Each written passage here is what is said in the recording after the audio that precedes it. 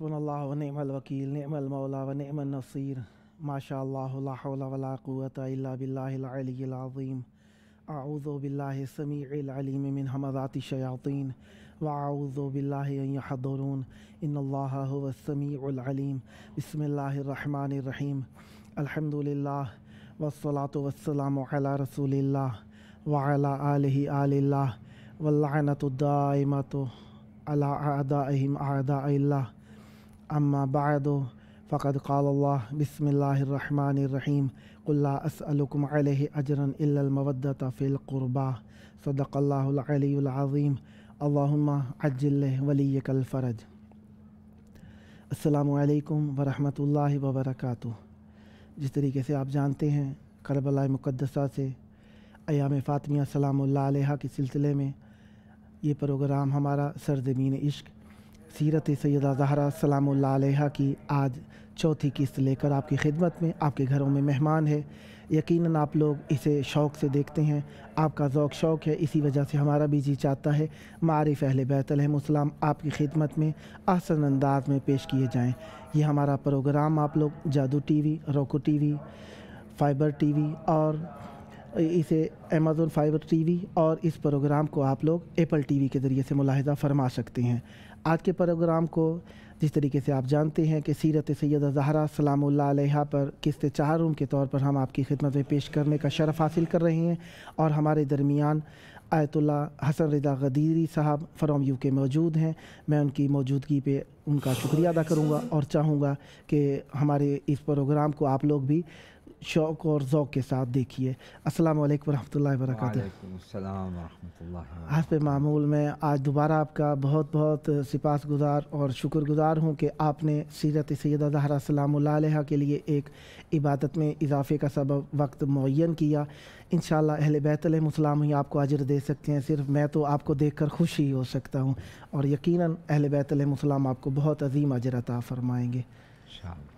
Programme को बाकायदा शुरू करने से पहले अर्ज़ अदब कर लेते हैं मौला की बारगाह में। बिस्मिल्लाहिर्रहमानिर्रहीम। अस्सलामु अलैका या अबा अब्दुल्लाहिल हुसैन, अस्सलामु अलैका या इब्न रसूलिल्लाह, अस्सलामु अलैका या इब्न अली वलील्लाह, अस्सलामु अलैका या इब्न फ़ातिमत ज़हरा सलामुल्लाहि अलैहा, अस्सलामु अलैका या अबा शुहदा या मौला या अबा अब्दुल्लाह या सय्यद शबाब अहलिल जन्नह। मौला आपकी बारगाह में अर्ज़ सलाम करते हैं और मोमिनीन की और अपनी तरफ से ज़ियारत और दुआ के लिए दस्ते दुआ आपकी बारगाह में दराज हैं। इंशाअल्लाह तमाम मोमिनीन की हवाइज भी पूरी हों। उनका सलाम आपकी खिदमत में भी शरफ़ कबूलियत हासिल करे इंशाअल्लाह। अस्सलामु अलैका या बाबल हवाइज, अस्सलामु अलैका या अबल फ़ज़ल अब्बास अलैहिस्सलाम, अस्सलामु अलैका या इब्न अमीरिल मोमिनीन, अस्सलामु अलैका या सक़ा सकीना या मौला या बाबल हवाइज या अबल फ़ज़ल अब्बास। आपकी बारगाह में सलाम अर्ज़ करते हैं और आपकी बारगाह में मोमिनीन की तरफ से भी सलाम अर्ज़ है और मोमिनीन की हाजात के लिए भी आपकी बारगाह में आप बाबुल हवाइज हैं। अर्ज़ है कि उनके तमाम हवाइज शरइया को बारगाह इलाही में पेश करें। खुदा इंशाअल्लाह आपके तवस्सुल और तवस्सुत से उनकी तमाम हाजात को पूरा फरमाए और उन्हें भी सबको जो भी इश्तियाक़ रखते हैं ज़ियारत का, उन्हें आपकी ज़ियारत नसीब फरमाए इंशाअल्लाह। अल्लाहुम्मा सल्लि अला मुहम्मद व आले मुहम्मद।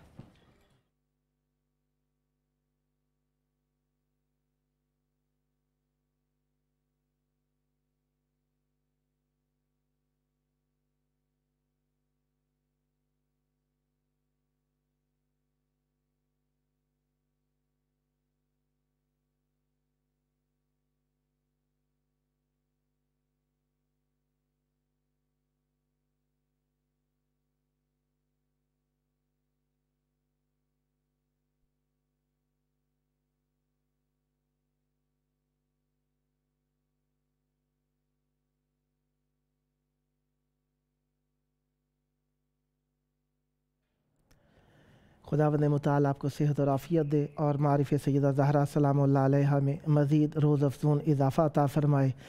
سیدہ زہرا سلام اللہ علیہ کی ذات اقدس ہمارے لیے مورد اطمینان، مورد یقین، مورد ایمان اور مورد محبت اور مورد عطائے اجر رسالت ہے، اور خداوند متعال کی اس عطا پر ہم شکریہ ادا کرنے کے لیے، ان کی سیرت کے بارے میں ذکر کرنے کے لیے آج ہمارے ساتھ شرف فرما ہے اور ہم پر مہربانی فرمائی ہے آیت اللہ حسن رضا غدیری صاحب نے، اور ان کے بیانات سے آج ہم مستفید ہوتے ہیں۔ آج ہم کس طریقے سے بیان کو شروع کیجئے، آپ نے اختیار کرنا ہے۔ اعوذ باللہ السمیع العلیم من الشیطان الرجیم، بسم اللہ الرحمن الرحیم، الحمدللہ رب العالمین، والصلاة والسلام علی سیدنا و نبینا ابی القاسم محمد صلی اللہ علیہ وعلی آبائہ الطیبین وآلہ الطاہرین المعصومین الذین اذھب اللہ عنہم الرجس وطہرہم تطہیرا۔ اما بعد فقد قال سبحانہ وتعالی بسم اللہ الرحمن الرحیم، انا اعطیناک الکوثر فصل لربک وانحر ان شانئک هو الابتر۔ صدق اللہ العلی العظیم۔ ہم اپنے جاری سلسلہ بیان کے اس چوتھے مرحلے میں سیرت سیدہ سلام اللہ علیہا کے اس پہلو کو بیان کریں گے، ماشاءاللہ، یا یوں کہوں کہ کچھ بیان کرنے کی کوشش کریں گے سبحان اللہ، کہ جو حقوقی حوالہ رکھتا ہے۔ ہم نے اعتقادی، اخلاقی اور تربیتی حوالوں پر مختصر سی گفتگو کی، ماشاءاللہ۔ اب آج ہم چاہتے ہیں کہ ہم حقوقی حوالے سے سیدہ زہرا سلام اللہ علیہا سیدہ کائنات کے اس حوالے سے ہم گفتگو کریں کہ حقوقی حوالے سے بی بی کی سیرت کیا تھی۔ سبحان اللہ۔ بنیادی طور پر جہاں تعلق لفظ حقوق کا ہے، وہاں اس کی دو قسمیں سامنے آتی ہیں۔ اچھا۔ ایک حقوق اللہ، سبحان اللہ، اور دوسرے حقوق العباد، ماشاءاللہ، حقوق الناس جسے کہا جاتا ہے، حقوق اللہ اور حقوق الناس۔ ٹھیک۔ جہاں تک حقوق اللہ کا تعلق ہے، ہم بی بی سلام اللہ علیہا کی سیرت میں دیکھتے ہیں کہ وہ حقوق جو اللہ تعالیٰ نے بندوں پر فرض کیے ہیں، بی بی نے انہیں بدرجہ اکمل ادا کیا ہے۔ ماشاءاللہ۔ یہ جو واجبات ہیں، یہ بھی ایک تھوڑی سی باریک علمی بحث ہے جس میں ہم نہیں جانا چاہتے، اس کے لیے تفصیل کی ضرورت ہے۔ حقوق اور واجبات میں فرق ہے۔ ٹھیک۔ ہم جو عبادات انجام دیتے ہیں یہ واجبات میں ہیں۔ ٹھیک۔ حقوق کچھ اور ہیں۔ اچھا۔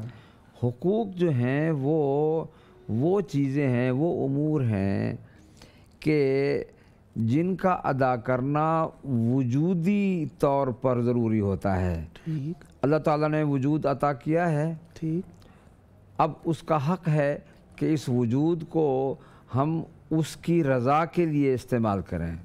خدا نے آنکھیں دی ہیں، یہ نعمت بینائی ہے، اس کا حق کیا ہے؟ اس میں اللہ تعالیٰ کا حق یہ ہے کہ جس نے یہ عطا کی ہے اس کی مرضی کے مطابق انہیں استعمال کیا جائے۔ ماشاءاللہ۔ خدا نے زبان دی ہے، یہ بولنے کی طاقت ہے، ٹھیک ہے، اس کا حق اللہ تعالیٰ نے یہ رکھا ہے اپنا کہ اس سے وہ کچھ ادا کیا جائے جس سے اللہ راضی ہوتا ہو۔ ماشاءاللہ۔ اس میں ہم عام طور پر ذکر خدا کو لفظ کو پیش کر سکتے ہیں، خدا کا ذکر، رسول کا ذکر، قرآن کی تلاوت، اچھی بات کرنا، صداقت، اور یہ سب چیزیں وہ ہیں کہ جو اللہ تعالیٰ کے حقوق ہیں۔ یعنی خدا نے، اگر ہم یہ ہماری عام اصطلاح میں تو کہتے ہیں جی یہ آنکھ کا حق ہے، زبان کا حق ہے، دراصل یہ چونکہ ملکیت ہے اللہ کی، مالک خدا ہے، مالک کی مملوک جو بھی ہیں اس میں جو حق ہوگا وہ در حقیقت اللہ کا ہوگا۔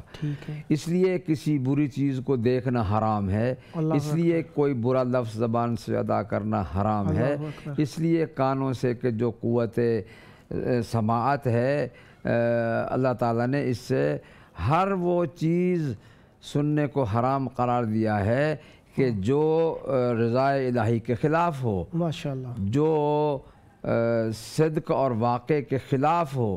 خدا نے کہا ہے وہ سنو بھی نہیں، کرنا تو اور بات ہے، سنو بھی نہیں۔ اس قوت سنوائی سے، قوت سماعت سے اسی طرح سے وجود کی دوسری جو قوتیں ہاتھ ہیں ہمارے، ہم ہاتھ سے کوئی ایسا کام نہ کریں اللہ کہ جس سے اس ہاتھ کی قوت کو جو خدا نے عطا فرمائی ہے اللہ خدا کی ناراضگی کا باعث بن جائے، اللہ اکبر، بلکہ ہر وہ کام کریں جس میں خدا کی رضا شامل ہو۔ سبحان اللہ، اور اسی طرح سے دل ہے، دل میں کوئی ایسی چیز نہ لائیں کہ جو مرضی الہی کے خلاف ہو۔ اللہ اکبر، اللہ ہم دل کے حوالے سے بھی یہ کہہ سکتے ہیں کہ یہ بھی اللہ تعالیٰ کی وہ امانت ہے ہمارے پاس، سب قوتوں کے ساتھ ساتھ یہ بھی امانت ہے اللہ کہ اس میں ہم کسی اس کی محبت نہ لے کے آئیں کہ جس کی محبت ہمیں نقصان پہنچائے، جس کی محبت سے خدا ناراض ہوتا ہو، اللہ اکبر، بلکہ خدا کے اولیاء کی محبت اس میں رکھیں اور اعداء اللہ سے ہم نفرت کریں۔ بے شک، دل جو ہے وہ ایک ایسا ظرف ہے جس میں جو کچھ آپ ڈالیں گے وہ آ جائے گا۔ اللہ اگر آپ محبت ڈالتے ہیں تو محبت آئے گی، نفرت ڈالتے ہیں تو نفرت آئے گی، لیکن کس سے محبت کس سے نفرت یہ اللہ تعالیٰ نے بیان کر دیا ہے۔ قرآن مجید کی متعدد آیات وہ ہیں کہ جن میں یہ بیان ہوا ہے کہ دل جو ہیں وہ اللہ تعالیٰ کے وہ ظرف ذکر ہیں کہ اس کے اندر محبت خدا کے علاوہ کسی اور چیز کو نہیں لایا جا سکتا۔ جس کی محبت آئے گی، مثلا رسول کی محبت آ رہی ہے، اہل بیت کی محبت آ رہی ہے، اس کی برگشت بھی اللہ تعالیٰ کی محبت کی طرف ہوتی ہے۔ اور اگر اعداء اللہ سے نفرت آ رہی ہے تو یہ بھی در حقیقت اس کی برگشت محبت کی طرف ہوتی ہے خدا کی۔ جو محبت کرتا ہے خدا سے وہ یقیناً اعداء خدا سے نفرت کرتا ہے، یہ اس کا لازمی اثر۔ دل کے اندر ہم یہ محبت اور یہ نفرت کس طرح ڈال سکتے ہیں؟ طریقہ کیا ہے اس کا؟ دیکھیے، اللہ تعالیٰ نے ایک انسان کو جو عقل عطا کی ہے ٹھیک ہے، وہ انسان کی رہنمائی کرتی ہے، وہ ہادی باطن ہے۔ ٹھیک ہے، انسان کو خدا نے دو ہادی عطا کیے ہیں، ہادی ظاہر اور ہادی باطن۔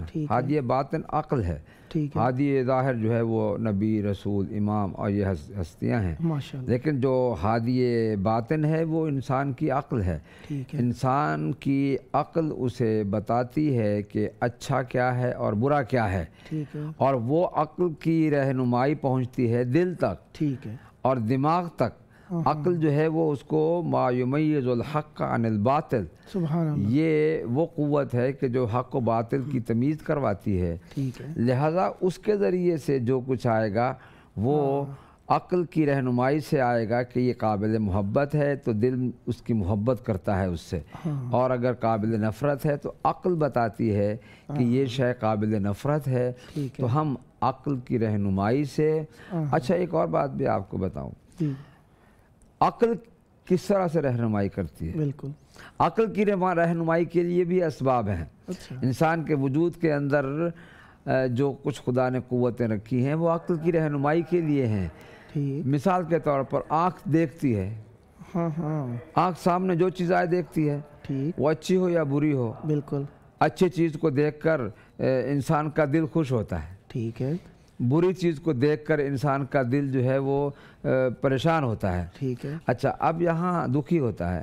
اب یہاں واضح طور پر ہم کہہ سکتے ہیں کہ آنکھ ذریعہ ہے عقل کی رہنمائی کا، کہ جو عقل کے ذریعے دل تک پہنچتی ہے بات۔ اچھا، ماشاءاللہ، لہٰذا ہم اس ذریعے سے، کان بھی ایسے ہی ہے، زبان بھی ایسے ہی ہے، ہم ذائقہ بھی ایسا ہی ہے، بالکل، ہم اگر کسی اچھی چیز کو کھائیں، لذیذ ہو، تو اس کی لذت ہمیں، جو لذت کہاں سے محسوس ہوتی ہے؟ انسان کو کچھ چیز کھا کر اس کی زبان پر جو کچھ آتا ہے، اگر وہ اچھی غذا ہے، اچھی چیز ہے تو اس کی لذت، اور اگر بری چیز ہے تو اس سے کراہت۔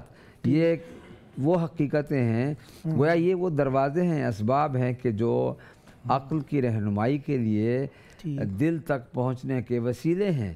لہذا دل انسان کی بغیر کسی تاخیر کے اور ایک متصل سا ایک نظام خدا نے قائم کر دیا ہے وجود بشر میں، کہ جو ہی ہم دیکھتے ہیں کسی چیز کو، اچھا آپ دیکھیے کسی اچھے منظر کو دیکھیں، یا یہاں ہم اس وقت سامنے، میرے سامنے اور آپ کے سامنے، میرے سامنے ابوالفضل عباس علیہ السلام کا روضہ مبارک ہے، اور آپ کے سامنے سید الشہداء علیہ السلام کا روضہ مبارک ہے. ہماری آنکھیں یہ آنکھوں کی عبادت ہو رہی ہے. اللہ اکبر اللہ اکبر. اور ہم اس سے دل خوش ہوتا ہے. سبحان اللہ. دل خوش ہوتا ہے. یہ خوشی کہاں سے آتی ہے؟ یہ ارشاد عقل ہے. سبحان اللہ. عقل ارشاد کرتی ہے، رہنمائی کرتی ہے، تو دل تک بہت بات پہنچتی ہے. اور ایسا متصل سلسلہ ہے کہ اس میں کوئی زمانی فاصلہ نہیں ہوتا ہے. ٹھیک. لہٰذا ہم یہ سمجھتے ہیں کہ جن جن چیزوں کو انسان کا دل پسند کرتا ہے، اللہ تعالیٰ کی رضا اس میں ہوتی ہے. اور جس سے نفرت کرتا ہے، اور وہ کچھ لوگ ایسے ہیں کہ جو برائیوں سے کہتے ہیں جی فلاں چیز برائی، فلاں شخص برائیوں سے بڑی محبت کرتا ہے، ہر وقت برائی کرتا رہتا ہے. جی جی. میں اس بات سے اختلاف کرتا ہوں. میں کہتا ہوں وہ برائی سے محبت نہیں کرتا. اس کی دلیل کیا ہے؟ آپ اسے کسی جگہ بٹھا دیں، اس سے پوچھیں یہ برائی ہے یا نہیں ہے، وہ کہے گا برائی ہے. ٹھیک. وہ کبھی نہیں کہے گا برائی کہ برائی اچھی چیز ہے. اچھا. وہ برائی کرنے پر بھی کہتا ہے ہاں میں کرتا ہوں. وہ برائی کو اچھائی نہیں کہے گا، برائی کو اچھی نہیں کہے گا. ظاہر ہے کہ جو شخص برائی کو برائی سمجھتا ہے وہ برائی سے محبت نہیں کرتا ہے، وہ اس کی عادت بن چکی ہوتی ہے. ایک ہے محبت کرنا، ایک ہے اس کی کشش سے اس کی عادت بن چکی ہوتی ہے. ایک آدمی معاذ اللہ نعوذ باللہ معاذ اللہ شراب پیتا ہے، اب وہ شراب پینے کا عادی ہے، شراب سے محبت نہیں ہے اسے. وہ اتنی بار شراب بار بار پی کر اس کا عادی بن چکا ہوتا ہے.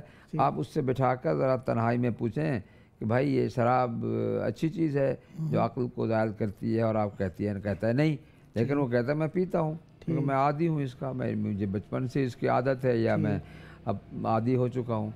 اس کو کسی برائی کو یہ رہنمائی عقل ہے.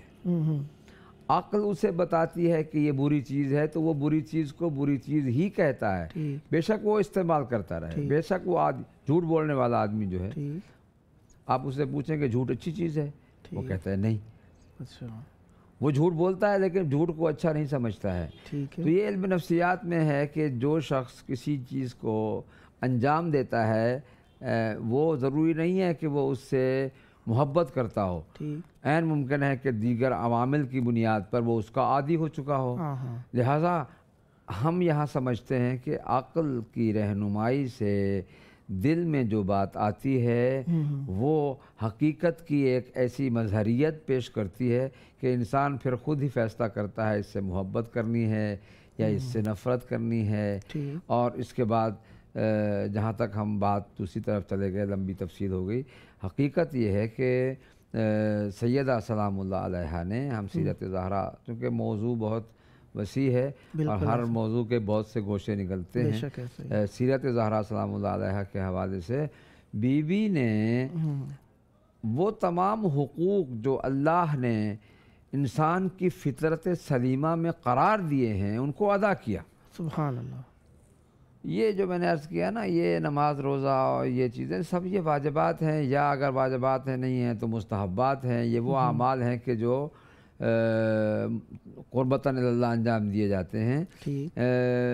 یہ حقوق نہیں ہیں، حقوق کچھ اور ہیں. اللہ تعالیٰ نے کچھ چیزوں کو، کچھ عبادات کو حقوق قرار دیا ہے. وَلِلَّهِ عَلَى النَّاسِ حِجُّ الْبَيْتِ مَنِ اسْتَطَاعَ إِلَيْهِ سَبِيلًا. سبحان اللہ. اب یہاں آیت کے الفاظ یہ بتاتے ہیں کہ یہ بطور حق خدا نے، وَلِلَّهِ، سبحان اللہ، یہ اختصاص ہے اور حق کا بیان ہے. اسی طرح سے دیگر آیات اور روایات میں جہاں پر اختصاص ملحوظ ہے اور منظور نظر ہے وہ یقیناً حق کے باب میں آتا ہے. اس کے علاوہ باقی واجبات کے باب میں آتے ہیں. سیدہ کی سیرت میں ایک عجیب امتیازی حیثیت ہم پاتے ہیں کہ سیدہ نے ہر واجب کو ادا کیا اور خداوند عالم کے ہر حق کو پورا کیا، حق ادا کیا. جو خدا کا حقوق اللہ میں سے جو بھی حق تھا سیدہ کائنات نے اسے ادا کیا. اور اس کے بعد پھر دوسرا مرحلہ آتا ہے حقوق العباد کا، حقوق الناس کا. اب ظاہر ہے کہ حقوق الناس کے حوالے سے بھی ایک بہت وسیع بحث ہے کہ حقوق الناس کی کتنی قسمیں ہیں، حقوق العباد کی کتنی قسمیں ہیں. اور یہ ایک اور بات بھی آگے بحث کو چلانے سے پہلے کہہ دوں کہ اللہ تعالیٰ کا عدل اس بات کا متقاضی ہوا کہ خدا نے حقوق العباد کی ادائیگی کو خود بندوں تک محدود رکھا۔ مثال کے طور پر اگر کوئی بندہ کسی دوسرے بندے کا حق ادا نہیں کرتا ہے تو خدا کہتا ہے کہ جب تک وہ معاف نہیں کرے گا میں بھی معاف نہیں کر سکتا ہوں۔ میں کرتا ہی نہیں ہوں، کر سکتا ہوں تو خیر اور بات ہے، وہ تو کر سکتا ہے ہر چیز، لیکن وہ عدل کے خلاف ہے، اگر وہ کرے تو وہ اس کے عدل کے خلاف ہے۔ میں آپ کی خدا نخواستہ غیبت کروں اور میں کہوں کہ خدا مجھے معاف کر دے اور آپ معاف نہ کریں، خدا معاف نہیں کرتا ہے، یہ نظام عدل الہی ہے۔ لہذا حقوق الناس کے حوالے سے سیدہ کائنات کی سیرت عملی میں ہم یہ دیکھتے ہیں کہ بی بی نے ہر وہ حق جو کسی بھی شخص کا تھا وہ اس طرح سے ادا کیا کہ ایک دوسرے کے لیے نمونہ بن گیا، نمونہ عمل قرار پا گیا۔ سبحان اللہ۔ تھوڑا سا وقفہ لیتے ہیں، اس کے بعد ہم بی بی سیدہ سلام اللہ علیہا کے حقوق پر بات کر رہے ہیں، انشاءاللہ ملتے ہیں چھوٹے سے وقفے کے بعد۔ سلامت رہیے۔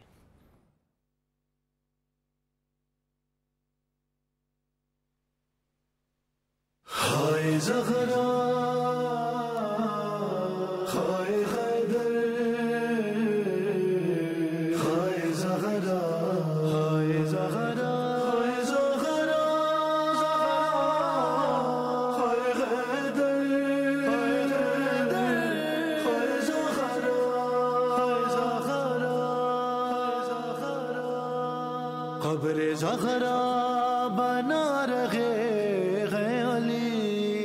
قبر زہرا بنا رہے ہیں علی، اپنی غربت چھپا رہے ہیں علی، قبر زہرا بنا رہے ہیں علی، اپنی غربت چھپا رہے ہیں علی، قبر زہرا بنا رہے ہیں علی، اپنی غربت چھپا رہے علی، کیوں کمر جھک گئی ہے مولا کی، کیوں کمر جھک گئی ہے مولا کی، اس کی میت اٹھا رہے علی، اپنی غربت چھپا رہے ہیں علی، قبر زہرا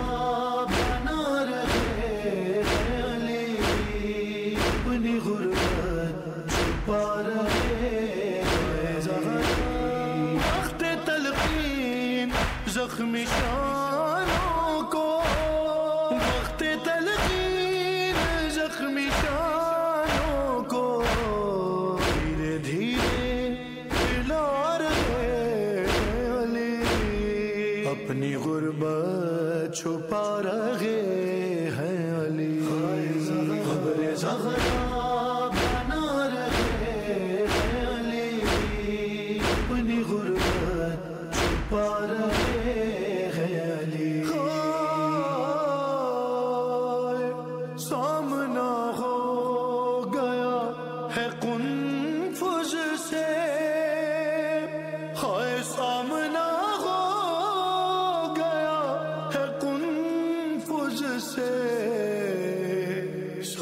کو آزما رہے ہیں علی، اپنی غربت چھپا رہے ہیں علی، قبر زہرا بنا رہے ہیں علی، اپنی غربت چھپا رہے ہیں، ہائے اپنی گردن پہ نیل رسی کا، اپنی گردن پہ نیل رسی کا، بیٹیوں سے چھپا رہے علی، اپنی غربت چھپا رہے ہیں علی، قبر زہرا بنا رہے ہیں علی، اپنی غربت چھپا رہے،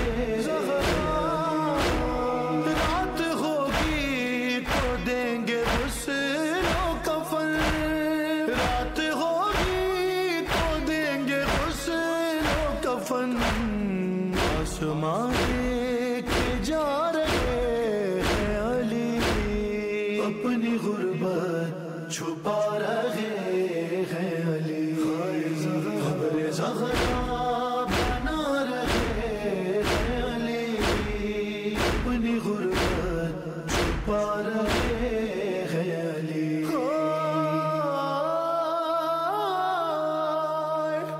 देते जाते हैं गुस्ल बीबी को, हाय देते जाते हैं गुस्ल बीबी को, हिचकियाँ लेते जा रहे हैं अली, अपनी गुर्बत छुपा रहे हैं अली, खबरे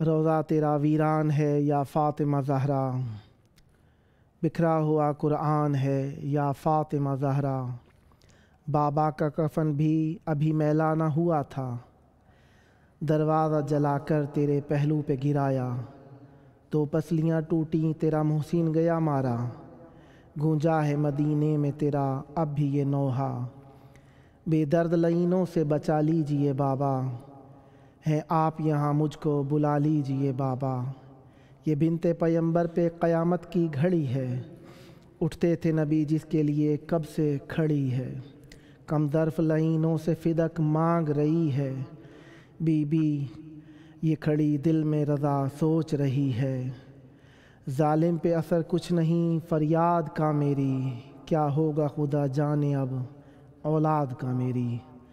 अयाम सैयदा ज़हरा सलामुल्लाह अलैहा पर, सीरत सैयदा ज़हरा सलामुल्लाह अलैहा पर बात करने के लिए हमारे साथ मौजूद हैं आयतुल्लाह हसन रज़ा गदीरी साहब। उनके पुरनूर बयानात से हम फैज़याब हो रहे हैं। आइए अपने बयान को जारी रखते हैं। जी जनाब अली।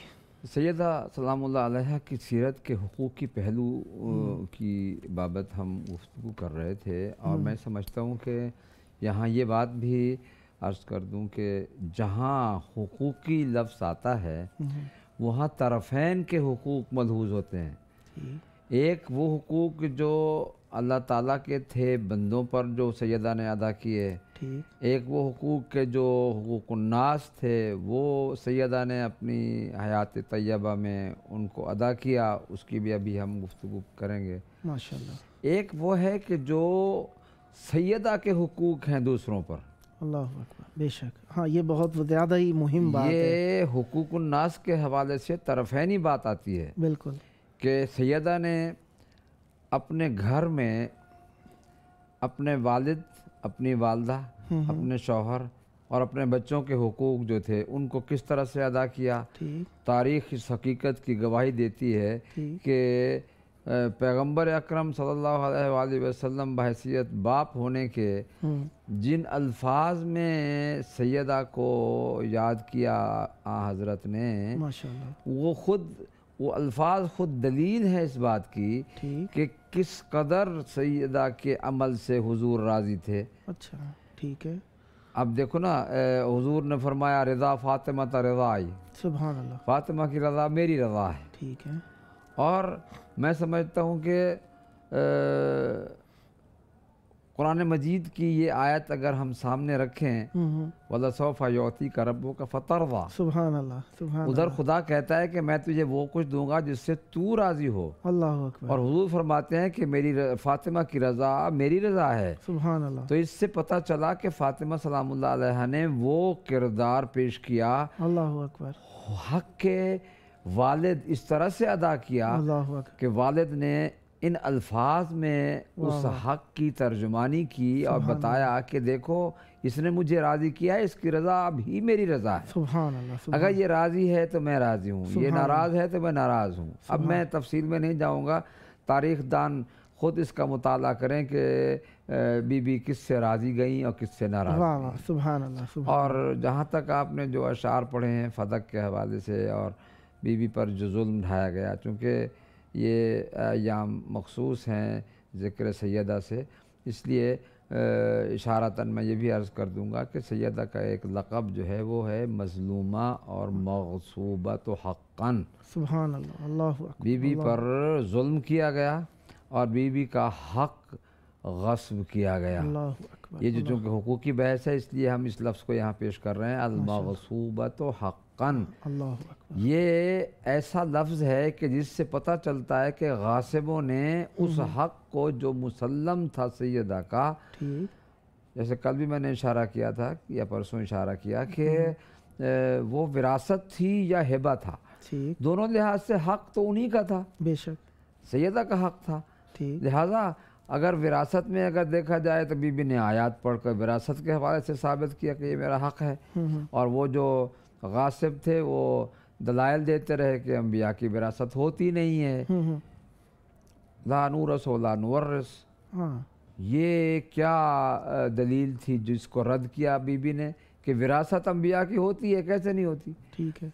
بھائی تم لوگ قرآن پڑھتے ہو، قرآن کو سمجھتے نہیں ہو. یہ واضح طور پر موجود ہے ٹھیک. کہ وراثت انبیاء ہوئی ہے. بے شک. اور اسنا کے الفاظ جو ہیں بی بی نے کئی انبیاء کے حوالے سے یہ بیان فرمایا. اور پھر اس کے بعد ہبہ بھی تھا بھی حق بنتا ہے. ٹھیک ہے. تو میں سمجھتا ہوں کہ جو بی بی کا حق ہے ٹھیک. حقوقی حوالے سے ہم اگر بحث کریں تو وہ جو نہیں دیا گیا ٹھیک ہے. اس بنیاد پر بی بی مظلومہ بھی ہیں اور مغصوبہ بھی ہیں. اللہ اکبر. اور یہ اتنا بڑا ظلم ہے کہ میں سمجھتا ہوں کہ تاریخ میں عباسیہ اور امویہ حکومتوں نے اتنا رد و بدل کرنے کی کوشش کی، اس کے باوجود اس حقیقت کو نہیں چھپا سکے کہ بی بی کا حق غصب ہوا اور غاصب کون تھے. اور پھر انہوں نے اپنے اس جرم کو مٹانے کے لیے کتنے اور دلائل پیش کیے جنہیں بی بی نے رد کیا. اللہ اکبر. لہٰذا میں سمجھتا ہوں کہ وہ حقوق کے جو بی بی نے ادا کیے اللہ کے اور بندوں کے اور بچوں کے اور فیملی کے اور محلے کے اور شہر کے اور امت مسلمہ کے، ماشاءاللہ وہ تو کسی بحث میں آتے ہی نہیں ہیں کہ وہ یقیناً اس میں کوئی بحث ہے ہی نہیں، دو رائے ہیں ہی نہیں. ٹھیک ہے. وہ تو مسلم الثبوت ہے کہ بی بی نے، اب دیکھیں نا، پیغمبر کا حق ادا کیا بحیثیت والد کے، ٹھیک ہے، اور بحیثیت رسول کے. اللہ اکبر. دو حق، دونوں حق تھے.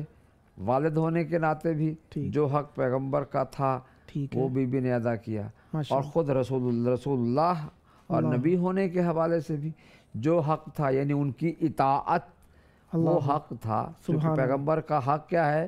لوگوں پر ان کی اطاعت. اور وہ حق بی بی نے ایسا ادا کیا کہ ہر وہ کام حضور نے جو بھی اپنے طور پر حق قرار دیا تھا بی بی نے کہنے سے پہلے ادا کر دیا. ٹھیک ہے.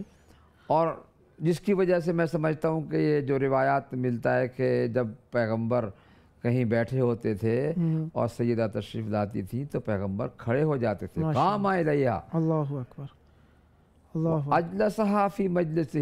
سبحان اللہ. وقبلها وکانا یقول فاطمۃ بضعۃ منی. اللہ اکبر. اللہ اکبر. یہ احترام جو ہے یہ بحیثیت والد کے نہیں تھا. سبحان. لوگ کہتے ہیں جی محبت والد کی محبت تھی بیٹی کے لیے. غلط بات ہے. پیغمبر کوئی ایسا عمل اپنے عاطفہ سے نہیں کرتے ہیں. ٹھیک ہے. پیغمبر کا عمل جو ہے وہ دراصل ترجمانی وحی الہی ہوتا ہے. سبحان اللہ. سبحان اللہ. لہٰذا پیغمبر اگر کسی کو پتھر مارتے ہیں تو خدا قرآن میں کہہ دیتا ہے وَمَا رَمَيْتَ إِذْ رَمَيْتَ وَلَكِنَّ اللَّهَ رَمَى. سبحان اللہ. وہاں پر تو نہیں کہتے کہ جی اس نے اپنے غصے میں آ کے پتھر مارا تھا. وہاں تو خدا نے کہہ دیا کہ اللہ نے گویا مارا ہے. ٹھیک ہے. اس نے نہیں مارا ہے، میں نے مارا ہے. اگر سیدہ کے لیے کھڑے ہو جائیں تو کہیں گے یہ باپ کے طور پر کھڑے ہو گئے تھے. واقعاً ایسا ہی کہا جاتا ہے. بلکہ بالکل ایسا ہی کہا جاتا ہے. یہ پوائنٹ واقعاً قابل دقت ہے کہ جب رسول کا ایک عمل قرآن کی ترجمانی ہے تو دوسرا عمل قرآن سے کیسے خارج ہو رہا ہے. واقعاً بہت بہترین. پیغمبر اکرم کا ہر عمل وہ ٹھیک ہے، ان کا مقام اور منصب یقیناً بہت بلند ہے، اور وہ ایک انسانی وجود میں ڈھلے ہوئے ایک کمالات کا ایک ایسا مرقع تھا ٹھیک ہے، کہ کوئی دل میں بھی کوئی ایسی بات نہیں لائی حضور نے کبھی کہ جو مرضی الہی کے مطابق نہ ہو۔ اللہ اکبر، اللہ اکبر۔ بنیادی طور پر احادیث پیغمبر کو جب ہم دیکھتے ہیں تو خیر ہم بحث سے آگے کہیں جا رہے ہیں۔ ٹھیک ہے، حقوق کے حوالے سے ہم بحث کر رہے تھے کہ حقوق جو تھے بیوی نے اپنے گھر میں بچوں کے، چونکہ ماں پر بچوں کی تربیت حق بنتا ہے، بے شک ایسا ہی، واجب ہے اور حق ہے کہ ماں اپنے بچوں کی تربیت کرے ٹھیک ہے، اور بچوں کے حقوق ادا کرے۔ وہ حقوق کے جو ماں پر واجب ہوتے ہیں، ٹھیک ہے، جب ماں اس درجے تک وہ ادا کر چکتی ہے تو پھر اس کے بعد کیا ہوتا ہے، پھر بچوں پر ماں کے حقوق آ جاتے ہیں۔ اللہ اکبر، اللہ اکبر، جب بچے ہیں تو اس وقت ماں پر ان کے حقوق ہیں، ٹھیک ہے، اور جب بچے اس حد سے آگے جاتے ہیں تو پھر بچوں پر ماں کے حقوق آتے ہیں۔ اللہ اکبر، اللہ اکبر۔ جناب سیدہ سلام اللہ علیہ نے اب بچے بھی کیا لفظ، چونکہ ہمارے پاس کچھ اور ہے نہیں، ہماری زبان جو ہے وہ اس قاصر ہے کہ ہم اس کے علاوہ کوئی لفظ بیان کریں، ورنہ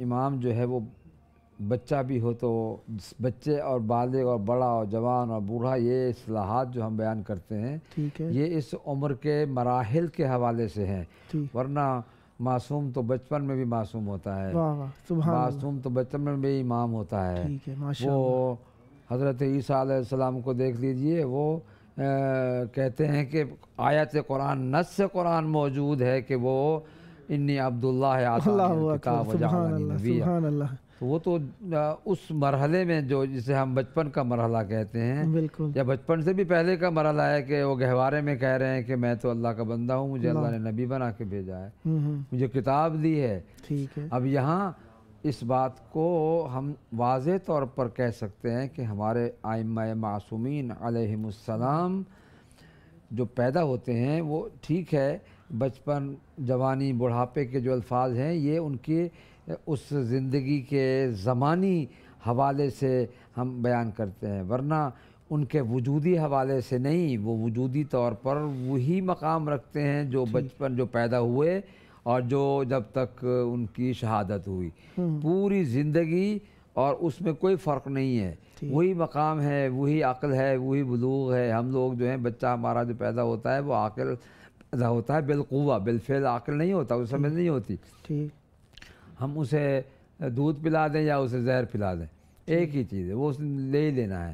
عاقل ایسا نہیں کرتا ہے، عقل مند ایسا نہیں کرتا ہے، وہ شعور رکھتا ہے کہ مجھے کچھ دیا جا رہا ہے، اس لیے وہ منہ کھولتا ہے، اس لیے وہ بھوک لگتی ہے تو وہ روتا ہے، پیاس لگتی ہے تو وہ روتا ہے، لیکن وہ اس شعور کی منزل سے آگے جب عقل کی منزل پر آتا ہے، پھر بلوغ کی منزل پر آتا ہے، تو اس پر پھر تکالیف شرعیہ آ جاتی ہیں، اس لیے تکالیف شرعیہ غیر بالغ پر نہیں آتی، جبکہ وہ عاقل ہوتا ہے لیکن بالغ نہیں ہوتا ہے۔ ٹھیک ہے، معصوم ایسا نہیں ہوتا ہے، معصوم پیدا ہوتے ہی ٹھیک، اس مرحلے پر فائز ہوتا ہے کہ جو مرحلہ کسی بھی دوسرے بشر کے لیے عقل و بلوغ کے حوالے سے پہچانا جاتا ہے۔ ٹھیک ہے، وہ عاقل تو ہوتے ہی ہیں، بالغ وہ اس منزل پر بھی ہوتے ہیں کہ جہاں، ورنہ یہ جتنے بھی واقعات ہیں معصومین علیہ السلام کی حیات طیبہ میں، کسی بھی معصوم کی حیات طیبہ کو لے لیں آپ کو واضح طور پر معلوم ہو جائے گا کہ ان کے بچپن کا لفظ جو ہم استعمال کرتے ہیں یہ اپنی اصطلاح کے طور پر کرتے ہیں، ان کی بچپن کے حقوق جو تھے وہ بھی سیدہ نے ادا کیے، ان کے ظاہری جو بلوغ کے مرحلے تک پہنچتے پہنچتے جو حقوق تھے وہ بھی ادا فرمائے، اور پھر جو حقوق اولاد پر ماں کے بنتے تھے وہ بھی ان معصومین نے ادا کیے، باپ ہونے کے حوالے سے پیغمبر نے ادا فرمائے۔ ٹھیک ہے، اچھا ویسے آپ کی اسی بات کے درمیان یہ پیدا ہونے والا لفظ بھی شاید ہماری قلت لغتی کی وجہ سے ہی نہیں ہے تقریباً، کیونکہ کہا کہ ان کی آمد بھی جو ہوتی ہے وہ ان کا ایک خاص طریقہ ہے جس سے عقل بشری ابھی تک مطلع تقریباً میرے حساب سے آپ رہنمائی فرمائیں گے کہ اس موضوع پہ یہ پیدا ہونے والے لفظ کی جگہ اگر آمد کہہ لیں ہم تو کوئی اس میں، یا کوئی لوگ اکثر ظہور یا ان کا نزول اس طرح کا لفظ استعمال کرتے ہیں اس موضوع پہ؟ دیکھیے بنیادی طور پر ولادت کے لفظ کے استعمال میں کوئی حرج نہیں ہے، ٹھیک ہے، کیونکہ جسمانی طور پر ولادت ہوتی ہے. اور جو دوسری بات ہے میں اس کا یہ اس جگہ پر یہ جملہ استعمال کیا کرتا ہوں جو کہ یقیناً میں سمجھتا ہوں کہ جو ظہور اور نور اور ان حوالے سے آپ نے اشارہ کیا ہے، میں کہا کرتا ہوں کہ ظہور نور وجود، سبحان اللہ، ان کا ظہور نور وجود ہوتا ہے. سبحان اللہ. اور وہ لفظ آمد جو ہے وہ ان کے اس منصبی اور عصمت کے مقام کے حوالے سے اگر کہا جائے تو کوئی حرج نہیں. جسمانی طور پر ولادت ہوتی ہے مولود کعبہ، مولا کائنات کو مولود کعبہ کہا جاتا ہے.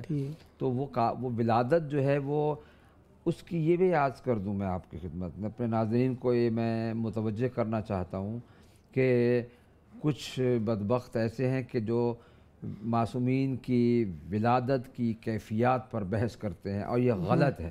ٹھیک ہے، یہ گناہ ہے، حرام ہے. ٹھیک ہے، یہ معصومین کی حد کے حرمت ہے. ٹھیک ہے کہ ان کی کیفیت ولادت پر بحث کی جائے کہ وہ ہماری طرح سے ہوتی ہے، پہلو سے ہوتی ہے، فلاں ہوتی ہے. یہ کیفیت پر بحث کرنا حد کے حرمت معصوم ہے، یہ نہیں کرنی چاہیے. اور میں سمجھتا ہوں کہ اگر ہم یہ کہیں کہ وہ پیدا ہوئے اور وہ کیسے پیدا ہوئے اس کا علم نہ تو یعنی ہمیں بیان کیا گیا، ٹھیک ہے، اور یہ علم الہی کی باتیں ہیں، اسرار الہیہ میں سے ہیں کہ ان کی ولادت کی کیفیت کیا تھی. اور وہ ظہور نور وجود میں اس پر استعمال کیا کرتا ہوں. اور ان کے وجود کے نور کا ظاہر ہونا دراصل جب ہم کہتے ہیں کہ مولا کائنات 13 رجب کو پیدا ہوئے، سید الشہداء 3 شعبان کو پیدا ہوئے، تو یہ پیدائش کا لفظ جو ہم استعمال کرتے ہیں کوئی اس میں حرج نہیں ہے. یہ جسمانی حوالے سے ہماری سمجھ میں اس کے علاوہ اور کچھ آ نہیں سکتا. ٹھیک ہے، ہم اگر بحث کریں کہ یہ پیدائش کا لفظ استعمال نہ کریں تو کیا لفظ استعمال کریں؟ اگر ظہور کا لفظ استعمال کرتے ہیں یا آمد کا استعمال کرتے ہیں تو وہ مفہومی ہے، جسمانی ظاہری جسمانی نہیں ہے. لہٰذا میں سمجھتا ہوں کہ جو اس حوالے سے بحث کی جاتی ہے کیفیات پر بحث کرنا بالکل صحیح نہیں ہے. ہاں، ان کی آمد اس حوالے سے ہوتی ہے کہ دنیا ان کے وجود سے فیض پاتی ہے. جب وہ آمد ہوتی ہے ان کی تو ان کے فیض وجود سے دنیا استفادہ کرتی ہے. اس حوالے سے اس بنیاد پر صحیح ہے.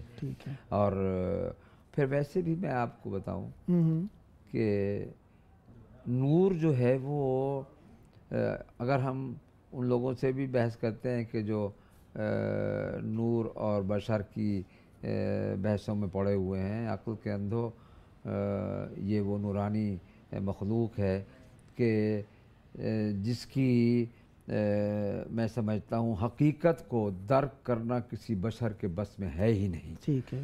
اور پھر میں ایک سوال عام چھوڑتا ہوں ناظرین کے لیے، جب بھی کسی کو موقع ملے اس کا جواب جہاں چاہے دے دیں. کیا آج تک کسی نے نور کو دیکھا ہے؟ اللہ اکبر، اللہ اکبر. اللہ نور السماوات والارض. ٹھیک ہے. اگر آپ کہیں گے جی ہاں نور نظر آتا ہے تو اللہ کہاں ہے تو نظر آتا ہے؟ ٹھیک ہے. اللہ نور ہے. ٹھیک ہے. یہ ہستیاں بھی اللہ تعالیٰ نے نورانی بنائی ہیں. ٹھیک ہے. میں یہ پوچھتا ہوں کہ کہیں بھی دنیا میں کسی نے نور دیکھا ہے؟ ہاں. ٹھیک. نور نہیں دیکھا. ٹھیک. نور جس پر پڑتا ہے وہ چیز نظر آتی ہے. اللہ اکبر، اللہ اکبر.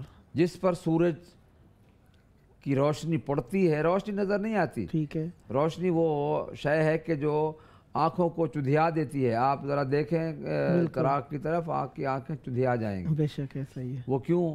آپ تابع مقاومت نہیں رکھتے ہیں کہ آپ اس کو دیکھیں، دیکھ ہی نہیں سکتے ہیں، ایک دم آنکھیں آپ کی وہ جھپکنے لگتی ہیں. ٹھیک. یہ تو ہماری ظاہری روشنی کی بنیاد پر ہے. اور جو نور حقیقی وجودی نور ہے بالکل، اس کو ہم کیا دیکھیں گے؟ جب ہم ایک اپنے ہاتھوں سے بنائے ہوئے ایک آلے سے کہ جو روشنی دیتا ہے اس کی طرف آنکھیں نہیں لگا سکتے ہیں. ٹھیک ہے. جس پر وہ پڑتا ہے ہم اسے دیکھتے ہیں. ٹھیک ہے. وہ جو نور نکل رہا ہوتا ہے لیمپ سے، چراغ سے، وہ ہم چراغ کو دیکھ رہے ہوتے ہیں، وہ جو نکل رہا ہوتا ہے اسے ہم دیکھ ہی نہیں سکتے۔ بے شک ایسا ہی ہے۔ تو ان کی وجودی حقیقت کیسے ہم معلوم کر سکتے ہیں؟ سبحان اللہ، سبحان ان کی نورانی وجودیت جو ہے، یا میں سمجھتا ہوں کہ جو اللہ تعالیٰ نے ان کے وجود کو جو نورانیت بخشی ہے، وہ ہماری عقل سے کہیں کہیں دور ہے، ہم اسے سمجھ نہیں، اس کا پہنچ نہیں سکتے ہیں ہم۔ بے شک ایسا ہی۔ لہٰذا ہم اپنے موضوع سے پھر باہر جا رہے ہیں کہ جو حقوق تھے اللہ نے فرض کیے، بی بی نے وہ ادا فرمائے۔ جو اللہ نے حقوق بچوں کے حوالے سے ماں پر بنتے تھے، سیدہ سلام اللہ علیہا نے وہ ادا فرمائے، اور جو بچوں پر حقوق بنتے تھے وہ بچوں نے ادا کیے۔ شوہر کے حقوق جیسے کہا جاتا ہے، بالکل، اب شوہر کے حقوق کے حوالے سے میں سمجھتا ہوں کہ وہ کلمات ہی کافی ہیں جو مولا کائنات نے بی بی کے آخری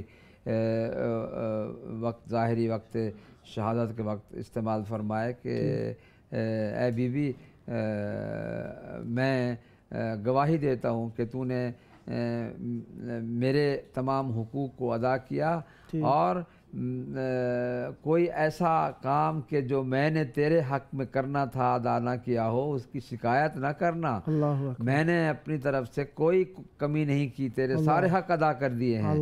تو گویا امیر المومنین نے بھی ادا کر دیے، سیدہ نے بھی ادا کر دیے، شوہر کے حقوق، اولاد کے حقوق، ماں باپ کے حقوق، امت کے حقوق۔ امت کے حقوق کیا تھے؟ ان کی ہدایت، ان کی رہنمائی اور ارشاد، وہ بی بی نے کس طرح سے ان حقوق کو ادا کیا، تاریخ اس کی گواہ ہے۔ میں سمجھتا ہوں اور کسی بات کو آپ نہ بھی لیں، بی بی کا وہ خطبہ ہی کافی ہے جس میں بی بی نے وہ بیان فرمایا، ہر ایک کا حق بی بی نے ادا کرنے کا ذکر فرمایا، اور ایسے قالب میں ذکر کیا کہ کوئی صنف بشر یہ نہیں کہہ سکتی ہے کہ اس میں میرا حق کہاں تھا۔ ہر ایک کے حقوق کا تذکرہ مختلف انداز میں، مختلف قوالب میں ڈھال کر بی بی نے بیان فرمایا، اور کسی نے آج تک یہ شکوہ بھی نہیں لکھا ہے تاریخ میں کہ بی بی نے فلاں حق ادا نہیں کیا۔ ماشاءاللہ، یہ ضرور ہے کہ بی بی کا فلاں حق ادا نہیں ہوا، بے شک ایسا ہی ہے، بی بی کا فلاں حق ادا نہیں ہوا، یہ تو ایک حقیقت ہے، اور میں سمجھتا ہوں کہ اس حقیقت کو چھپانے سے بھی چھپایا نہیں جا سکتا۔ جو چھپاتے بھی ہیں تو وہ انہیں یہ دیکھنا چاہیے کہ جس حیثیت کی حامل سیدہ سلام اللہ علیہا تھیں، ان کے حقوق کو آپ کتنا چھپائیں گے؟ وجودی حقوق، منصبی حقوق، مالی حقوق، وراثتی حقوق۔ میں کہتا ہوں، شاید میں نے پہلی تقریر میں بیان میں یہ کہا تھا، ہزاروں فدق بی بی پر قربان۔ بے شک بی بی کو کوئی ضرورت نہیں تھی کہ وہ جا کے وہاں چند کھجوروں کے لیے اپنا اتنا لمبا خطبہ دے کر وہ کچھ بیان کریں۔ وہ یہ چاہتی تھی کہ جان لو کہ غاصب کون ہے، وہ غاصبوں کے چہروں پر نقاب جو پڑی ہوئی تھی اسے ہٹانے چاہتی تھی۔ اللہ اکبر، یعنی اپنا حق ظاہر کرنا چاہ، وہ اپنا حق بتانے کے لیے کہ یہ میرا حق تھا اور یہ غاصب ہیں۔ میں سمجھتا ہوں کہ بی بی کے خطبے سے یا بی بی کے دربار میں جانے سے ایک چیز ہمیں اور بھی معلوم ہوتی ہے، اور وہ یہ ہے کہ ان لوگوں کا ہر عمل باطل قرار پاتا ہے۔ اللہ اکبر، یہ عمل غاصب ہونے کے حوالے سے، اللہ اکبر، خلافت کا غصب کرنا ایک اور مرحلہ تھا، اس کا اشارہ بھی بی بی نے اپنے خطبے میں فرمایا۔ تو بی بی نے دراصل ان کے چہروں پر پڑی ہوئی ان نقابوں کو ہٹایا کہ جو وہ اپنے چہروں پر ڈال کر اپنے آپ کو مسلمان کہلوا رہے تھے۔ بی بی نے کہا تم کیسے مسلمان ہو؟ قرآن یہ کہہ رہا ہے اور تمہارا عمل یہ کہہ رہا ہے۔ اس لیے بی بی نے اپنی وصیت میں فرمایا کہ یا علی میرے جنازے پر فلاں فلاں کو نہ آنے دینا۔ میری مولا نے 40 قبریں کیوں بنائی ہیں؟ یہ 40 قبریں اس لیے بنائی ہیں کہ تاکہ کوئی شخص بی بی کی قبر پر، یہ بھی میں آپ کو بتا دوں، بی بی نہ تو جنازے پر ان کے آنے پر راضی تھی، نہ اپنی قبر پر ان کے آنے پر راضی تھی۔ اللہ اکبر، اس لیے مولا نے 40 قبریں بنائیں کہ کہیں یہ آ کر وہاں گستاخی تو خیر انہوں نے کیا کرنی تھی، جو کر چکے تھے وہ کر ہی چکے تھے، لیکن بی بی ان کے وہاں قبر پہ آنے اور سلام کرنے پر بھی راضی نہیں تھی کہ یہ اس قابل ہی نہیں ہے کہ یہ میری قبر پر آئیں۔ وصیت میں باقاعدہ طور پر ان کا نام لے کر کہا گیا کہ ان دو کو نہ دیا جائے کہ انہوں نے مجھے دکھ دیا ہے، انہوں نے مجھے دکھی کیا ہے۔ اور میں سمجھتا ہوں کہ اپنے ان بیانات کے اختتامی مراحل میں ہم یہ بھی عرض کر دیں کہ بی بی کے مصائب اس قدر ہیں، بی بی کے حقوق پر ڈاکہ ڈالا گیا، بی بی کے حقوق کو غصب کیا گیا، مالی حقوق نہیں بلکہ مقام منصبی حقوق پر، جو مقام و عظمت تھی اس حقوق پر، بی بی کی عظمتی حقوق پر ڈاکہ ڈالا گیا۔ آپ یہ بتائیں کہ جس بی بی کے لیے پیغمبر کھڑے ہوں وہ کھڑی رہے اتنی دیر تک، جیسے آپ شاید شعر میں پڑھ رہے تھے، کیا یہ جائز تھا؟ کوئی ایک بیٹھا ہوا بھی کہہ دیتا کہ بی بی آپ تھک گئی ہیں بیٹھ جائیں، مگر بی بی کو کسی نے یہ بھی نہیں کہا بی بی آپ بہت دیر سے کھڑی ہوئی ہیں، آپ تھک جائیں، تھک گئی ہوں گی، آپ بیٹھ جائیں۔ میں سمجھتا ہوں کہ اس سے بڑی مظلومیت بی بی کی اور کوئی نہیں ہو سکتی ہے۔ میں آج بھی یہ کہتا ہوں جہاں بی بی کی سیرت کا تذکرہ ہو وہاں بی بی کی مظلومیت کا تذکرہ بھی ہونا چاہیے۔ اور صبت علیہ مصائب لو انہا صبت علی الایام فرنا لیالیا۔ میں سمجھتا ہوں کہ یہ بی بی کا وہ نوحہ ہے کہ جو ہر نوحہ خان کو اس یاد کرنا چاہیے اور ورد زبان کرنا چاہیے، لوگوں کو بتانا چاہیے کہ وہ مصائب ڈھانے والے کون تھے۔ دیکھیے نا، جب کوئی واقعہ ہوتا ہے تو یہ سوالات اٹھتے ہیں نا کہ آخر یہ کس نے کیا، کس پر کیا اور کیوں کیا۔ یہ سوالات بی بی کی مظلومیت کے حوالے سے ضرور ہونے چاہیے کہ ان لوگوں نے جو غاصبانہ قبضہ کیا بی بی کے حق پر اور مولا کے حق پر جو خلافت رسول تھا اس حق پر قبضہ کیا، یہ غاصب تھے۔ اور ان کے چہروں پر جو پڑی ہوئی نقابیں تھیں، آج ان کا کلمہ پڑھنے والے انہیں خلافت کا حقدار سمجھنے والوں کو یہ کہنا چاہیے ہم ان کی کسی دوسری بات کو نہیں چھیڑنا چاہتے، ہمیں ان کی شخصی زندگی سے کوئی تعلق نہیں ہے۔ مولا علی علیہ السلام نے جو جملے پڑھے، کیونکہ آخر چل رہا ہے تو میں چاہتا ہوں مولا علی علیہ السلام نے جو جملے پڑھے بی بی سیدہ سلام اللہ علیہ کے لیے مصیبت کے، ان پہ تھوڑی سی روشنی ڈالیے۔ دیکھیے وہ پھر وہی آئے گی بات کہ وہ ہمارے موضوع سے کہیں اور چلے جائیں گے میں پھر وہی حقوق کے حوالے سے کہوں گا کہ جو حق مولائے کائنات کا تھا بی بی نے ادا کیا، جو حق بی بی کا تھا وہ مولائے کائنات نے ادا کیا، اور اب ہمیں ان حقوق کے تناظر میں یہ دیکھنا چاہیے کہ ہماری کیا ذمہ داری بنتی ہے۔ الفاظ کی تفسیر میں جائیں گے تو بات اور لمبی ہو جائے گی۔ میں سمجھتا ہوں کہ سیدہ سلام اللہ علیہ کے حقوقی پہلو کی بنیاد پر اگر ہم گفتگو کریں یا فکر کریں یا سوچیں تو ہمیں ایک ایسا پیغام ملتا ہے کہ حقوقی نظام کی ساری کتاب کھل جاتی ہے۔ میں آپ سے ایک بات اور بھی کہوں گا کہ ہماری چونکہ وقت کم ہے اور ہم دوسری کسی بحث کو چھیڑنے کا کوئی وقت نہیں بنتا ہے، میں اتنا کہوں گا کہ جو عمل کردار سیدہ سلام اللہ علیہ نے اپنی اس حیات طیبہ میں پیش کیا وہ سارے کے سارے حقوقی نظام کے حصے تھے۔ اللہ اکبر، بے شک ایسا ہی ہے۔ بی بی نے اگر توحید کا درس دیا تو وہ ان کا منصبی حق تھا کہ وہ دیں، یہ کام کریں، انہوں نے ادا کیا۔ اللہ کا حق تھا وہ ادا کیا۔ بے شک، جیسے میں نے کہا یہ نماز و روزہ حق نہیں ہے، یہ واجبات ہیں۔ یہ حق یہ تھا کہ منصبی حق یہ تھا کہ وہ اللہ کی معرفت لوگوں کو کروائیں، انہوں نے کروائی۔ اور پھر اللہ پر بی بی کا حق کیا تھا؟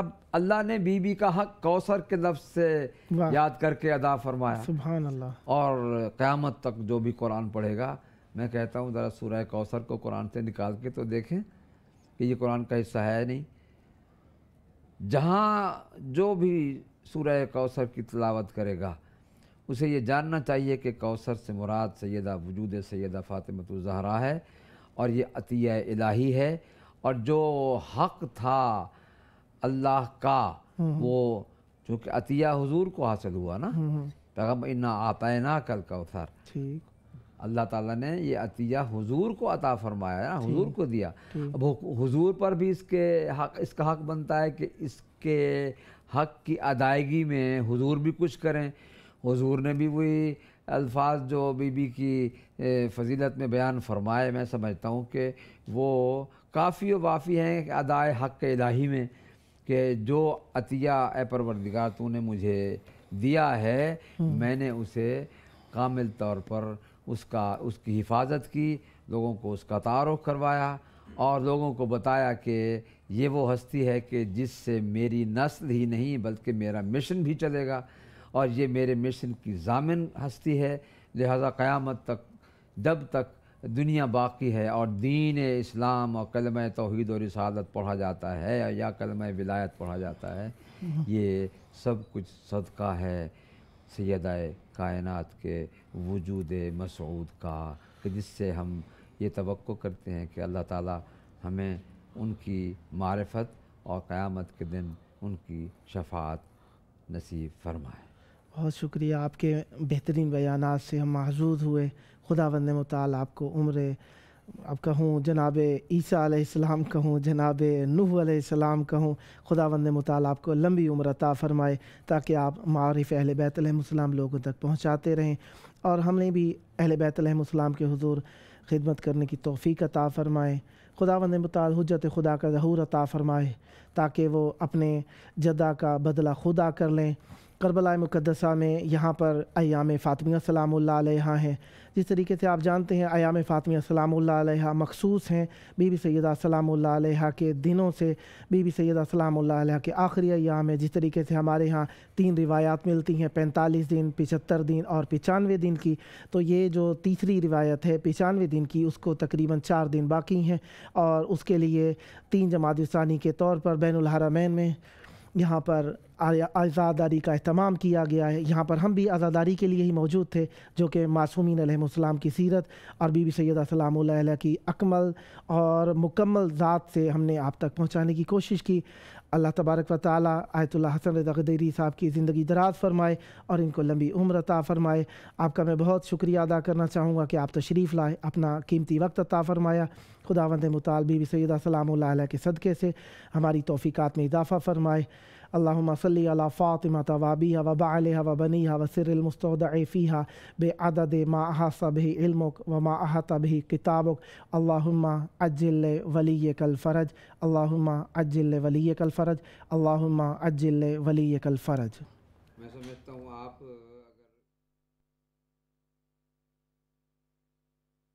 مہر تو ای حسین جان از دل کشد زبون، مرغ دلم به سویت پر میزنه شبونه،